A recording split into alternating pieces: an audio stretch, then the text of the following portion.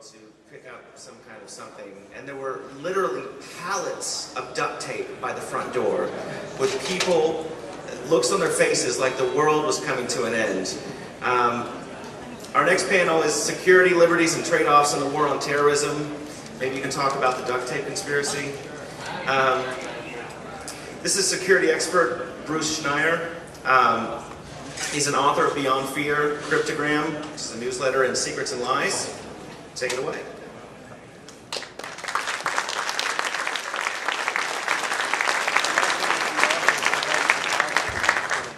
Thanks for having me back.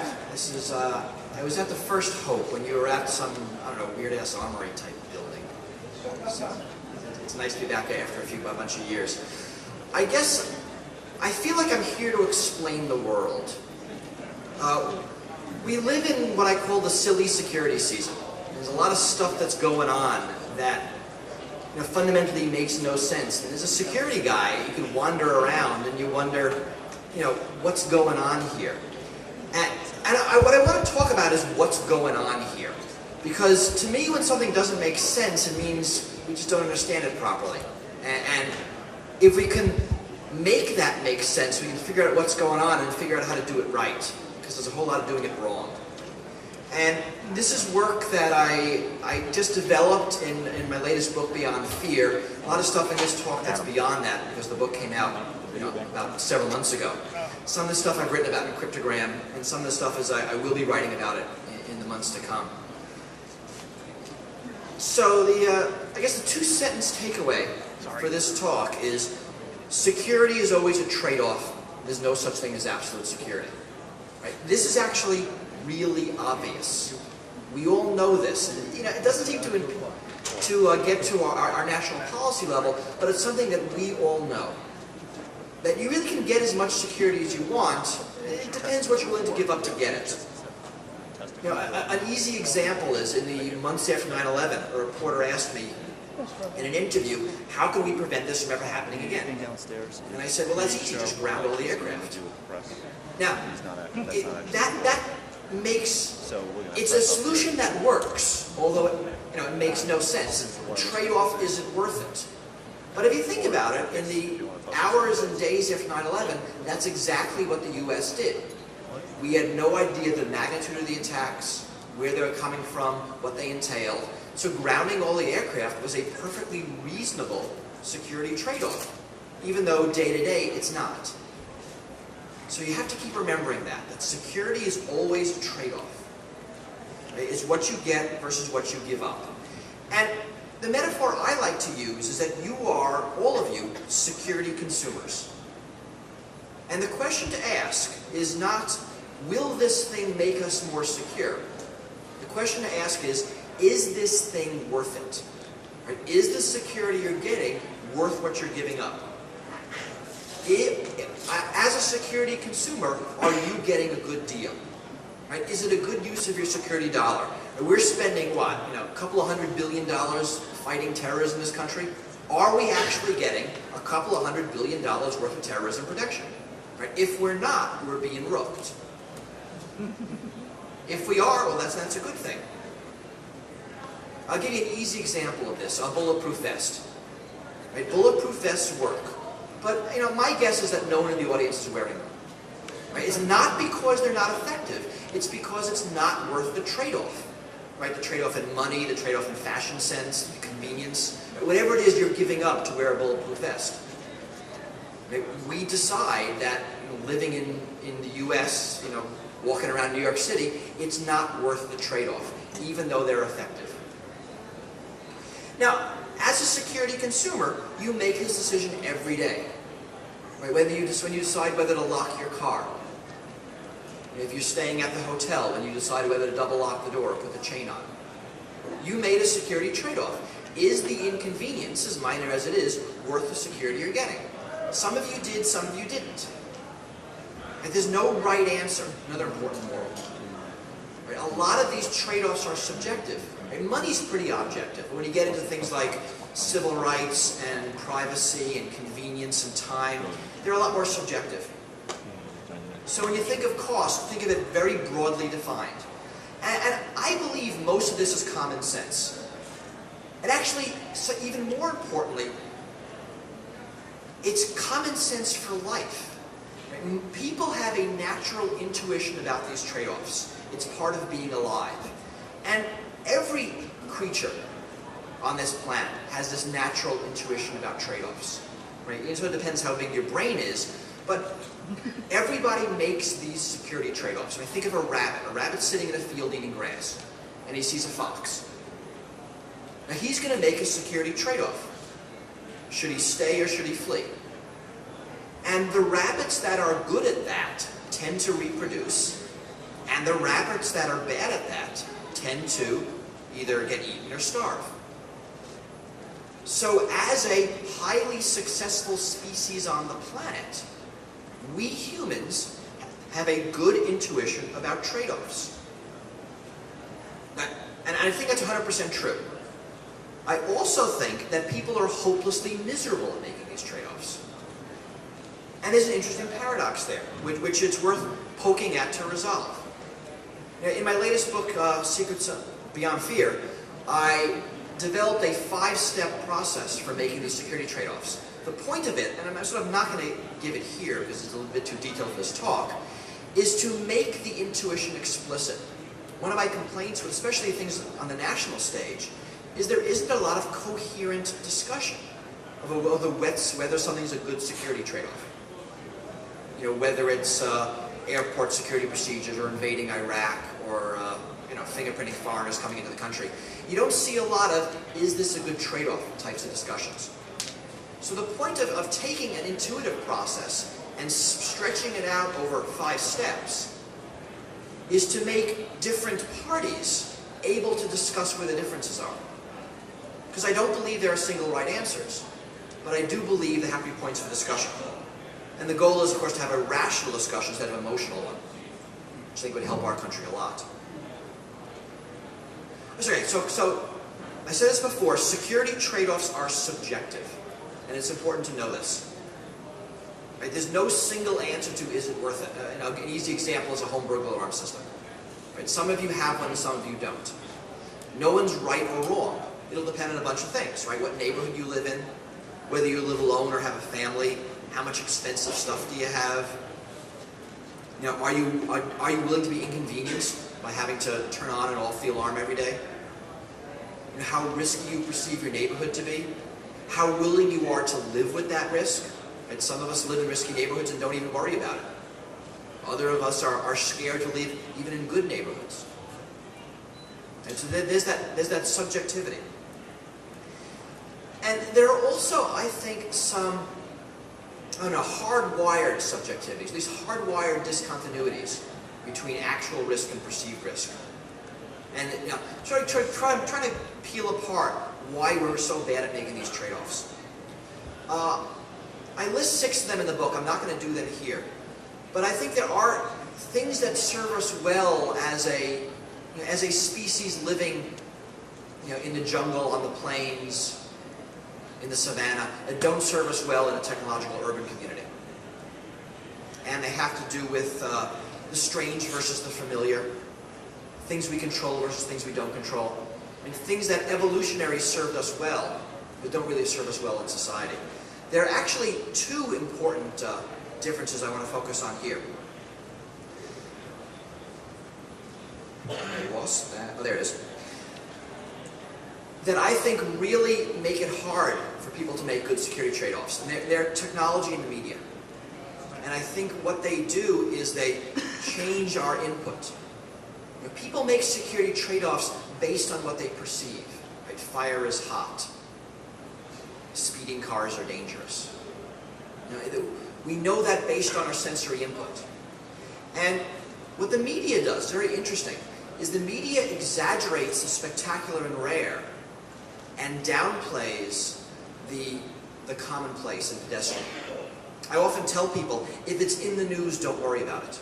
Right? By definition, if it's in the news, it almost never happens. But when something is not in the news, then you worry about it. Which is why people are afraid to fly and not afraid to drive. Which is why people are afraid of random strangers sneaking into their house and kidnapping their children and not afraid of relatives and friends. people don't get where the risks are because the media exacerbates things that almost never happen. So we think they're going to happen all the time. A lot of our response to terrorism, I think, is a direct result of the media endlessly playing that event. 8 times as many people died in car crashes that year. Nobody cared. And the year after, and the year before. Where the singular rare event gets all the attention, all the money. The pedestrian events, domestic violence, doesn't get anything. Technology is another problem. And we're all computer geeks, so we see it there. Think of your favorite friend who doesn't get security. I always use my mother as an example. The main problem is technology obscures how things work. And it's very hard to make trade-offs on an opaque system, as you understand. This is why people have been afraid to type their credit card numbers on an SSL connection, but not afraid to give their credit card to a minimum wage 7-Eleven clerk. Right? It's because the computer is strange. Right? That's why cyber terrorism is getting all this airplay. That's why hacking is perceived as this horrible crime. And it's interesting, it reminds me of cattle rustling in the Old West. It was so strange and so potentially disabling of society that the punishment exceeded the crimes. And you're seeing the same thing here. With the added problem is that what hackers do isn't understood, so it must be dangerous. But you see that with weapons of mass destruction. You see that with, again, risks of flying versus risks of driving. The technology obscures how things work, so people can't make good trade-offs. There are also differences in evaluating costs. We see this a lot on a national stage. Right? We all know that in our society, near-term costs are much more important than long-term costs. Even if you do the math and the net present value is the same. And we always like to push costs onto future years, future generations. Right? Non-monetary costs are valued differently. In the months after 9/11, people were saying, take my privacy, please, just make me safe. And it's only been the past few months that Americans' concerns for privacy and civil liberties have returned to their pre-9/11 values. There was a temporary bump where we just valued our privacy much less.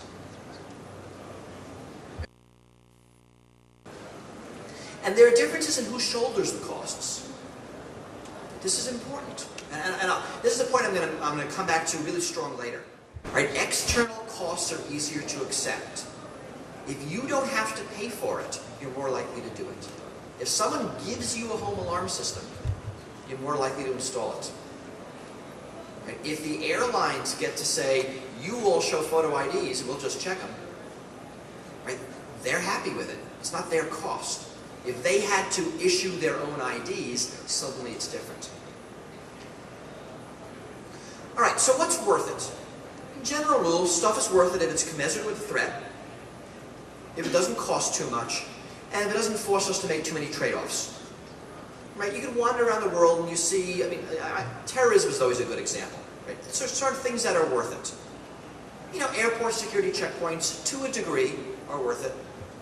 Some guards at high-profile targets are worth it. Well-trained immigration officers, right? Smart guards who are doing intelligent things. Right? Rolling up terrorist networks, interdicting funding, emergency response, that kind of stuff tends to be worth it. And I can give a talk as why. What isn't worth it? Things that tend not to be worth it are the stuff that costs a lot and doesn't do much. Right? National ID cards, government secrecy, any broad programs of surveillance. You sort of do the analysis and they're not worth it. Color-coded alert systems. Everyone noticed yesterday's warning that the terrorists are going to strike, but we're not going to raise the threat level. This is all divorced from reality. Airline passenger screening. And in my book, I give lots of analysis of why this stuff isn't worth it. But the question I want to answer here is, or at least ask and try to answer, is if so much of this stuff isn't worth it, why do we have it? Is it that the people in power have it completely wrong? Or is there something else going on? I maintain there's something else going on. And I try to want to explain what it is.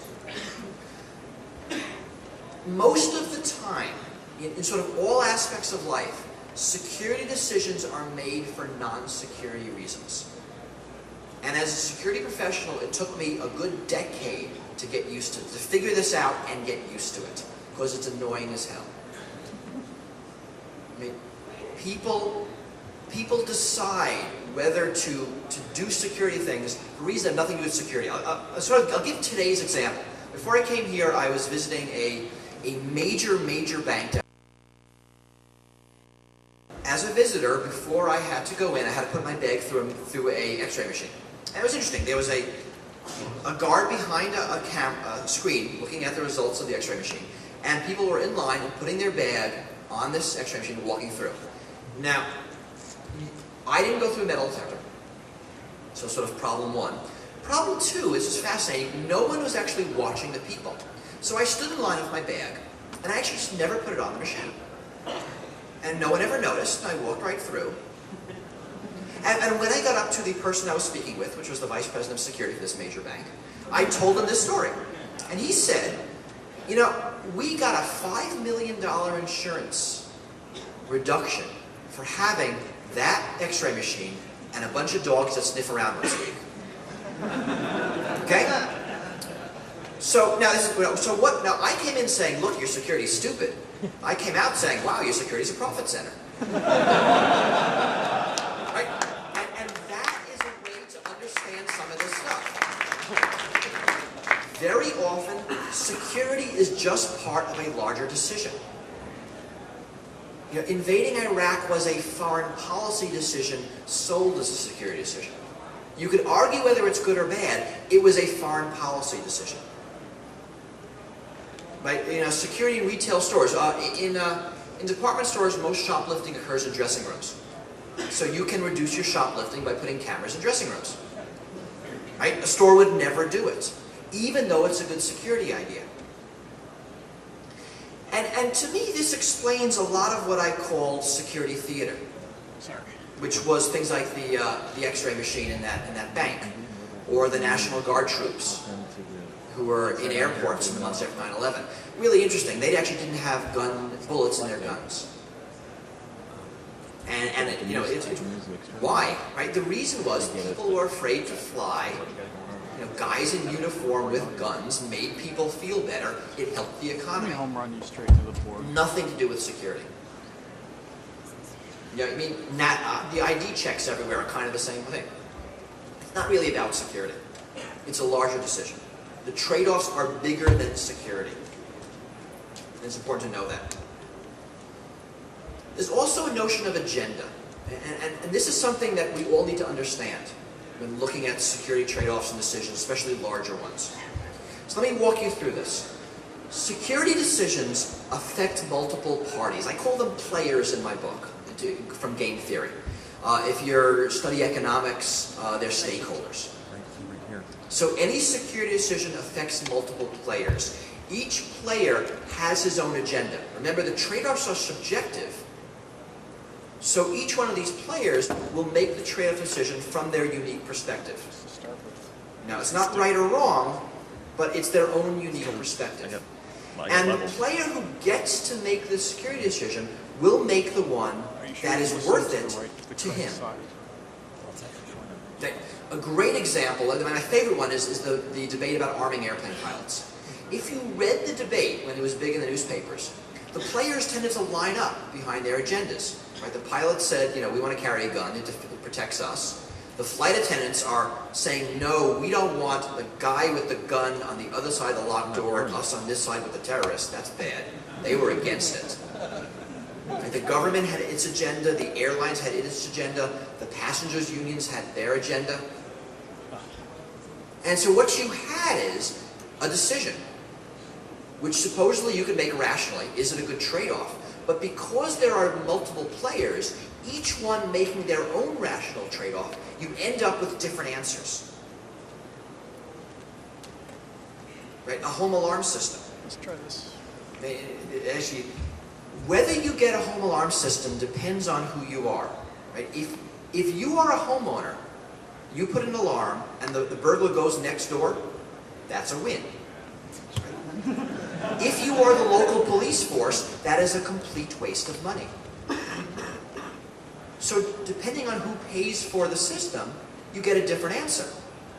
Right? If you secure all of your airports and the terrorists move to shopping malls, you've wasted your money. But if you're an airline, you think, great, it's not our problem. The shopping malls get blamed. Right? So how you make these trade-offs depends on your agenda. This, to me, explains very much why we are seeing so much increased police power in these years after 9/11. That nationally, the agenda of the police is more and more being adopted. Now, if you are the police, you think about it from your perspective as the police. You believe you are right, you are honest, you are honorable. If you get more powers, you will do better. So you pass a law making sure everybody keeps their hands where you can see them. Right? And as the police, that's a good idea. But the problem is you have to step away from the police to look at the trade-offs. That draconian police powers may protect us from terrorism, but it makes the police themselves more dangerous. And that trade-off can't be made by the police. And for the same reason you don't put someone in charge of their own budget in a corporation, you don't put the police in charge of their own powers. They can't make the trade-offs because their agenda is different from the national agenda, which has to balance civil liberties and police power. The police don't have to balance that, and they shouldn't have to balance that. That's the job of the people above them. So all this leads to the notion of negotiation. All of these security decisions come down to a negotiation between players. Now, when you eventually decide as a country what to do at arming airplane pilots, you will listen to everybody's agenda and you will come to some agreement. And that agreement requires a negotiation. And we all need to understand these negotiations because the power you have in the negotiation determines how well your agenda is being met. Right? You know, if you have no power in the negotiation, what you want doesn't matter. If you are head of a family and you want to put in a burglar alarm system, what your child says won't carry that much weight. They don't have that much power in negotiation. They are forced to do what you want. You're the parent, they're the child. Right? That happens in a lot of government. A lot of things are being foisted on us without the proper negotiation. Right? The Patriot Act passed without a single hearing, and no one read it. And so there's an example of an agenda being pushed through without negotiation. And depending on who you are, you have different levels of power. Right? Governments, industries, companies, civil organizations, people like voters, consumers, citizens. And there's some good examples of this. In the months after 9/11, we banned a bunch of things on aircraft. And, I wondered for a while why when we were banning things like knitting needles and corkscrews, we never banned matches and lighters, actual combustibles. And I actually said this for a couple of years before Michael Moore's movie, and he stole my thunder. Right? The cigarette lobby got to Congress. The government wanted to ban laptops because you can hide a lot of stuff in a laptop. The airline said, no, we will lose our business travelers, our high revenue customers. Don't do that. Right? So the agenda of the business travelers made themselves powerful as consumers and affected the security trade-off. Right? Think about another good example is bank verification of checks. Banks tend not to verify signatures on checks in amounts under like $10,000, $20,000. I mean, some very high number. Because from the bank's perspective, if the customer doesn't notice the fraud, there is no fraud. Right? What does the customer care? What does the bank care? So the bank forces the customers to look at the checks if they want that security. Now, sort of from a utilitarian, greatest security for least cost, that's probably a very inefficient way of doing it. That, with some thought, you could automate this process pretty well and have an automatic system for check verification the banks could do. But the bank's agenda doesn't make that happen. Bank doesn't care. They're happy to let the consumer do it because it doesn't affect the bank. Compare that with bounce checks. If you bounce a check, the bank's out the money. So the bank puts in procedures to deal with that because it's their problem and they need to solve it. Think of photo IDs on airlines. This is actually a really interesting one. Here's an example of a security measure sold to the public as terrorism prevention, which actually the airlines embraced. Over the decades, there have been all sorts of security measures that the governments wanted to impose on airlines, and the airlines have fought every one. They fought reinforcing the cockpit door for 20 years. The only one they didn't fight is the ID check. The reason is it solved an airline security problem, right? The reselling of non-refundable tickets. Right? They had a revenue problem that people were reselling tickets that they solved using a photo ID check, but got to pretend that the government made them do it for terrorism. An interesting example of agendas dovetailing. So here's the basic problem. We have almost no control over most of the security in our life. Security tends to just happen to us. It doesn't mean we're completely powerless to affect our own security, but it means we have to figure out how to fight properly. And the proper way to fight is to get more power in negotiations and to understand when to negotiate. Right? Walking through airline security is the wrong time to negotiate. Right? As anyone who's commented on security while being searched knows. Right? There's a power imbalance. And this is a problem in our society in many aspects, but it affects us in security. When you're walking through airline security, the person who's searching you is not your equal in the negotiation. He's effectively a cog in a machine. He has no power to negotiate. And for most of airline security, we can't negotiate. Right? There isn't a marketplace. You can't fly, more secure airlines. We do background checks on everybody.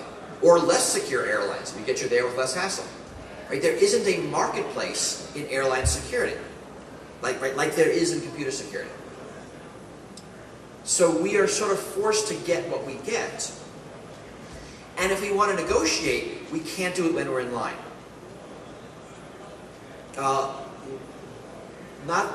Previous trip to New York, I went into a hotel that I've been going to pretty regularly, and the first time I was asked for a photo ID. I said no. The person said, well, I'm not going to check you in. Now, this is interesting, right? It's 11:30 at night. The person behind the counter actually couldn't care less if I'm checked in or not. He's making his salary regardless. I want to negotiate. I want to say, look, I'm giving you my money.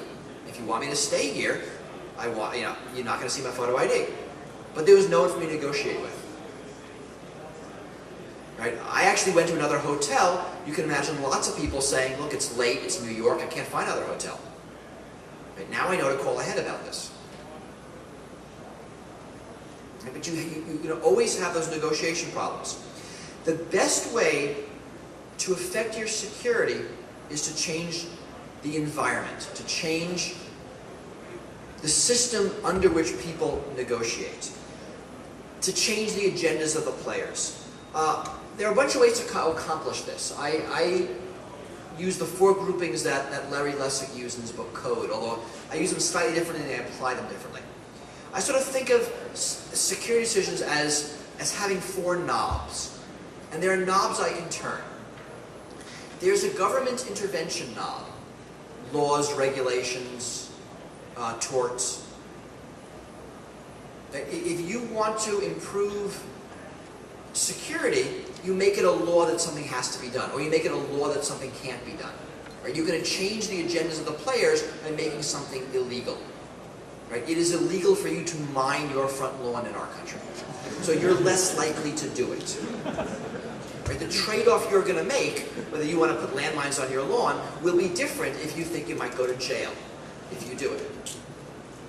Right? You can do that with torts. You see that a lot in environmentalism.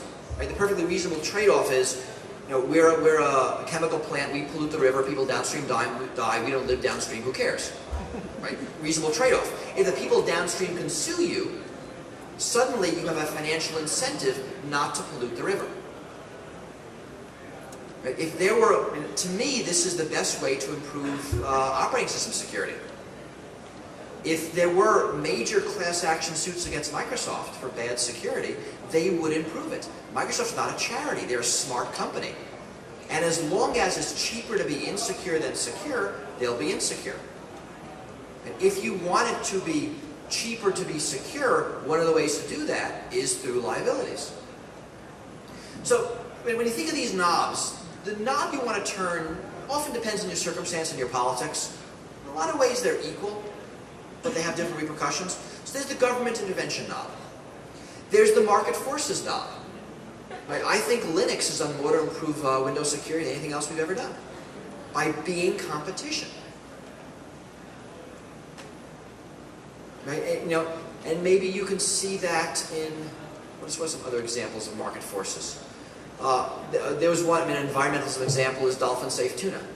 Right? People started buying it, so tuna fishermen started catching tuna online instead of by net. There's an example of no government intervention, but the market forces changing the agenda of the player. Like computer security is a good example. If we all, as consumers, demanded that we're not going to show photo IDs at hotels, hotels would stop doing it. They would. Just like consumers said, if you don't let us bring our laptops on an airplane, we're just not going to fly. So market forces are a knob. Technology is a knob. Right? As things become cheaper and more expensive, they're more and less likely to be done. When burglar alarms became wireless, their sales increased dramatically. It was a much less barrier to entry to put an alarm system in your house. The trade-offs became a lot less because of a technological advance. Now, you see that in computer security also. Right? As we're able to do things, we're more likely to want to do them. The last change is social norms. This is, I think, the most important one, the most subtle one. In Japan, nobody buys bicycle locks because in Japan, nobody steals bicycles. Bicycles aren't more theft-proof in Japan. The social norms are different. This is sort of what we're getting at when we try to get into education and in computer security. Right? Convince people not to open strange attachments, not to click on strange URLs. That if we can change the social norms, we can make ourselves more secure, irrespective of anything else. Right? It does work. It's a good solution. It's just a long-term solution. Sort of in the end, when I think about security problems and the knobs and solutions, one of my goals as a security technologist is to align interests with capabilities. I like to think of security in a very utilitarian point of view. How do I get the most security overall for the least cost overall?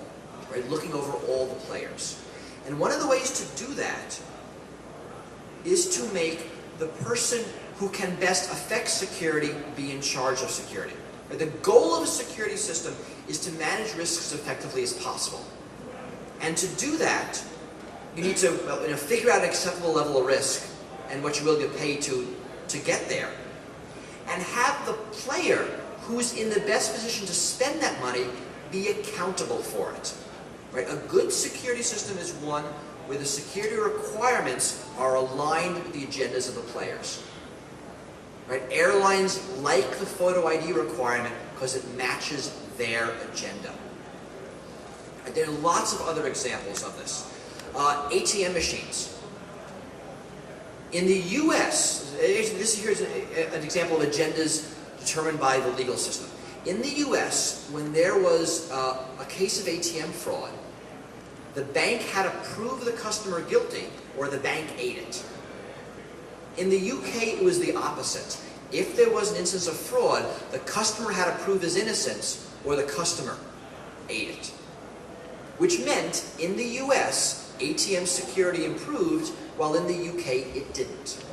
Because the banks, who are the only party who can improve ATM security, had no incentive to do so in the UK, whereas they did in the US. That's the difference.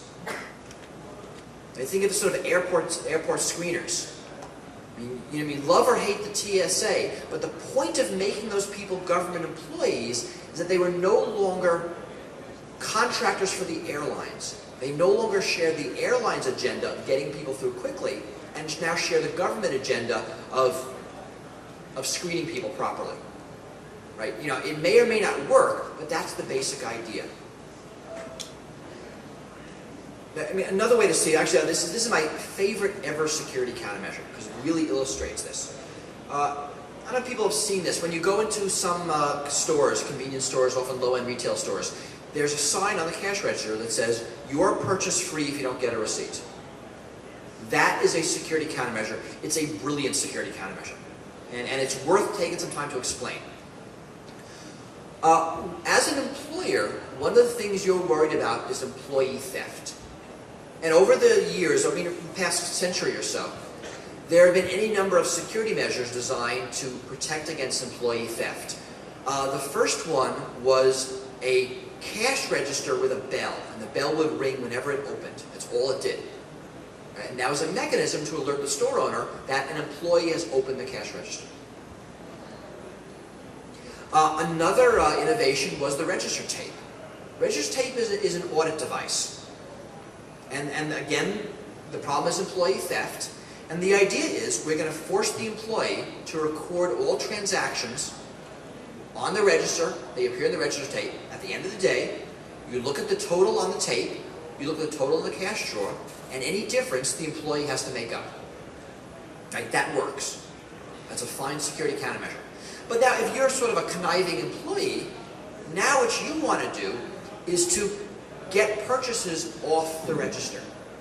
If you can sell something and never ring it up on the register, you can pocket that money. So now the employer wants to ensure that all purchases go on the register. All right, so how can he do this? He can stand and watch. Right, that'll work. But if he did that, why have the employee? One of the employees, he doesn't have to stand there. So what the employer is going to do is he's going to hire the customer. Right, the customer is there at the point of transaction, but the customer's agenda is, I don't care. The customer doesn't care about employee theft. He just wants his item, he wants to pay for it. By putting that sign in front of the register, the employer hires the customer as a security guard to watch the employee and make sure that the transaction goes on the register. Right? The sign, I mean, it's really cheap. You're hiring a security guard for basically nothing, and it does work.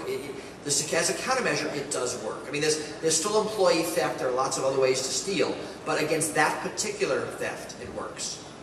We saw a very similar countermeasure in Italy.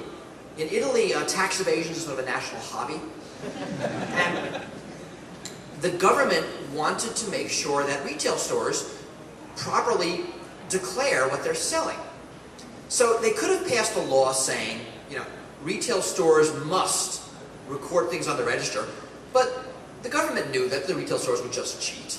So they passed a different law. They passed a law saying that any customer caught within 50 meters of a store with a purchase who doesn't have a receipt gets fined. Right? That's brilliant. Because now the customer is not going to leave the store without a receipt. And the merchant's going to listen to the customer far more quicker than to listen to the government. Right? So you get what you want by making the person who's in the best position to mitigate the risk responsible for it. when you look at security, when you look at security disconnects, when you look at why firewalls suck so bad, look for these sorts of things. Look for who's responsible. Look for their agenda, which might be different than your agenda. Right? We saw that. Do you remember KAL-007? It was a Korean Airlines plane that was shot down over Russia in the Far East when it strayed into Soviet airspace. The general in charge of security that night ordered the plane shot down because the previous general in charge of security when an airplane entered Soviet airspace was jailed. So the general's thinking, well, my agenda is I'm going to save my butt. It might be different than the nation's agenda, different than the world's agenda, but that's the agenda of the person making the decision. And then also in the end, we have to realize that we must accept risk, that life itself is risk. That even with all the security countermeasures we can install, we can never reduce risk to zero. And more importantly, security countermeasures rapidly reach the point of diminishing returns. Right? There's a level where it makes financial sense, where the trade-off's worth it. And above that, you pay too much and get too little back. And it tends not to be worth it. So we need to negotiate the best we can, to mitigate the risk the best we can, and accept the rest. And that's part of being alive. So a couple of concluding points, then I'll take questions at the mic there.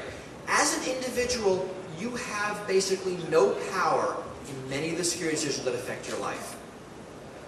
Right? In line to check into a hotel, in line for airport security, when someone asks for an ID using your credit card.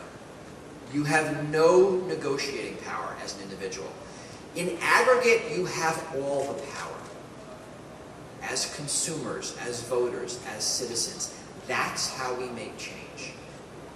And if we don't like the security decisions that are being made for us, we need to exercise that power.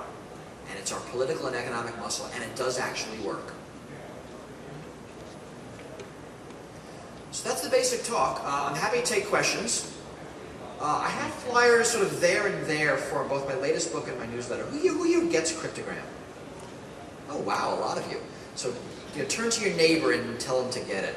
If you hand me a business card, I'm happy to subscribe you, or you grab a flyer and subscribe to the website. It's email, it comes out monthly. It hopefully will get through your spam trap. And who here has read Beyond Fear?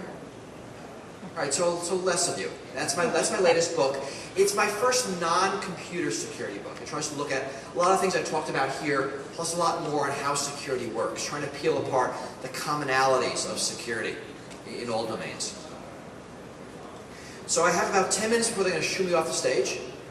Yeah, I'm happy to take questions. If you go to the mic, I'll hear you, and that'll just make, and also they'll hear you. So that'll make life a little bit easier.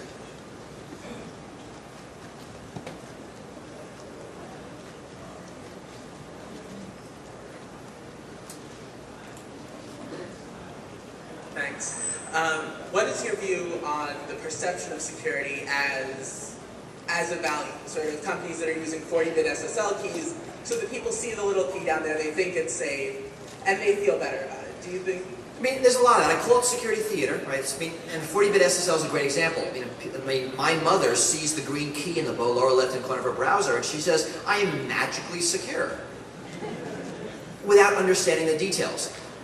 In some cases that's okay, right? In examples where people are over fearful, afraid to fly after 9/11, security theater makes sense. You have to remember that it's not security. That's another reason. After the Tylenol poisonings in the 80s, we had everybody now uses tamper-proof caps, which 3 minutes of thinking about it you'll all figure out how to defeat tamper-proof caps. Start with a syringe and work from there. But they make people feel better. They didn't solve the security problem, they solved the economic problem. So when you see things like security theater, like 40-bit SSL and the little green key, think about the problem that's actually being solved versus the problem that is being solved. If there is a real problem, we need real security. If there isn't a real problem, security theater works just fine. But it's, again, it's paying attention to what the real agendas are of the different players. Bruce, can you give some more tips for, like you said, making the people that implement the security responsible for it? Thinking about corporate scenarios where there's a lot of trade-offs, people are fighting for budget, there's lots of things that are done that don't make sense from a security perspective. Users are always trying to work around things that inconvenience them. How can you make security work for the users, for the administrators, things that are useful, not just throwing money at a security problem? Yeah, it's interesting. I actually think that a lot of corporate security isn't worth it. I mean, if it was really a problem, the CEO would care. I mean, the way to fix the problem is make the CEO care. If there are worms and viruses and the IT staff runs around and loses sleep for 4 or 5 days, the CEO doesn't care. That's not a problem to him. I wrote an essay for the paperback edition of Secrets of Lies, my previous book, where I talk about this. And this is where I get into liabilities. If you want the CEO to care, make it affect his bottom line. If the CEO of, I don't know, random database company could get sued for a whole lot of money if his customers' data was released to the public, he would fix it. Because he'd look at that and say, whoa, that's an enormous liability. How do I make that liability go away? Now, he might make it go away with insurance and not do anything. But the insurance company will make it do something. I mean, getting back to the financial company I visited this morning. So if we in the world believe computer security should be better, take an example. Right? The problem is, I believe, that no one cares. Right? Microsoft doesn't care because they're selling their stuff. The companies installing the products don't really care because it's your data. You need to make them care. You can make them care with regulation. Right? Microsoft by law now must do X. That's probably a mistake. You can make them care through the market. Right? We're not going to buy the stuff unless you make it secure. That hasn't worked very well. I think that liability is the way to make that work. Things like that. If we all could sue Microsoft, I mean, if it was cheaper for Microsoft to make it secure than insecure, they would do it. They're a smart company, and I like to believe that we are ingenious people. That Americans, that humans are really good at coming up with solutions to real problems. The problem is, it's not a real problem yet. Nobody owns the problem. Which is why you have the government, doing things like asking nicely. Please make security better. Now, why doesn't my mother's ISP offer her an ISP connection behind a firewall? There's no earthly reason. The ISP is the best person to make my mother's connection secure. They don't because they don't have to. There's no market for it. And my mother's not going to sue the ISP if there's a problem. There's no regulation. Any one of those 3 ways would make it happen, and it would be better for all of us. Yes? As security consumers, the wrong time to negotiate is when you're in the line of the airport or what have you. How do we make our agenda more influential on the people that are making decisions? I know there's no right answer, but what are your thoughts on what's my thought, especially in security, is to vote, to agitate. There are battles we've won. TIA died. There are 199 other data mining programs unclassified in the federal government alone, but TIA died. The TIPS program died. We've had some victories. CAPS 2 is having serious problems. And this is all us as civil liberties groups through EFF, through EPIC, through ACLU that have fought. Lend your voice to organizations. It's the same thing if you're in favor of national health care or against national health care. You find an organization that's fighting for it and lend your voice to that organization. So it's getting involved. We need to get involved. Security is now too important to let it just happen to us. We need to get involved in the process. And that's getting involved in organizing, in voting, in aggregating your voice. It could be simple as a consumer movement. Consumer movements work too. Yes? Bruce, I've got a question about security and terrorism in the U.S. Can you point to another country in the world that's done a good job with security for the citizens without substantially curtailing civil liberties? You know, I think Europe's done better than the U.S. They have a much more realistic view on terrorism. Stuff done in England, stuff done in France. A lot of that stuff I like better than the stuff that's... Examples? I'm just curious if you have specific. No, I don't have anything off the top of my head. Interesting thought experiment. I spent a whole chapter in my book, the latest book, on terrorism, because it's really a complicated topic, and it's not what people think it is. Terrorism is not a crime against property or against people. It's a crime against the psyche. I mean, terrorism is... The target of terrorism is the mind of all of you, of everybody, of all of us. And if you could, imagine a world where 9/11 was not reported, where it just never hit the newspaper. Right? It would be ineffective. It wouldn't have worked. Right? That'll never happen in our free society, and that's probably a good thing. But by not reporting terrorism, it loses its effectiveness. In the UK, during I think in the 70s, when a lot of the Irish terrorism was much more rampant, the news stopped reporting bomb threats, and they became less effective. It's really interesting. You know, I mean, I think Europe does much better airline security than the U.S. does. I mean, they don't care if you take your laptop out of your bag. They know better. They have smart guards. I remember 10 years ago in Italy, in the airports, there were guards with guns walking around looking at people. I actually believe very strongly, and I make the case in my book, that replacing a smart guard with a dumb guard who follows a process makes us less safe. We used to have smart guards in building lobbies watching what's going on. Now we have dumb guards who check IDs. We are all less safe because of that. I believe you can rip out all of airline security, replace them with guards walking around the airports looking for suspicious things, trained, and we'd all be safer. Now, you're not going to see that because, again, remember the agenda. A lot of the security measures we're seeing have a CYA agenda. The whole point of this color-coded alert, so the administration could say, well, we told you it was code yellow, what do you expect? Right? That's the point of it. I forget your question. I just asked if you could point to another country. I mean, where should we live at this point? I'm still living here.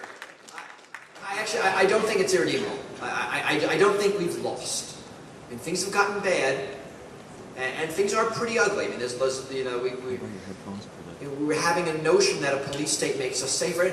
People tend to be very short-sighted. We don't have long memories.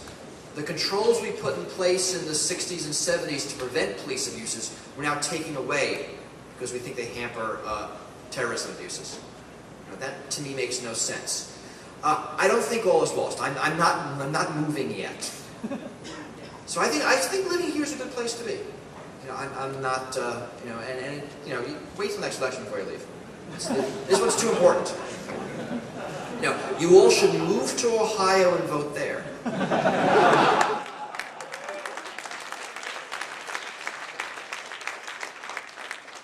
So I have to go. Thank you very much. I will be here to take questions offline. Again, I have book and newsletter flyers there and in the back. And enjoy your weekend. Thanks for listening.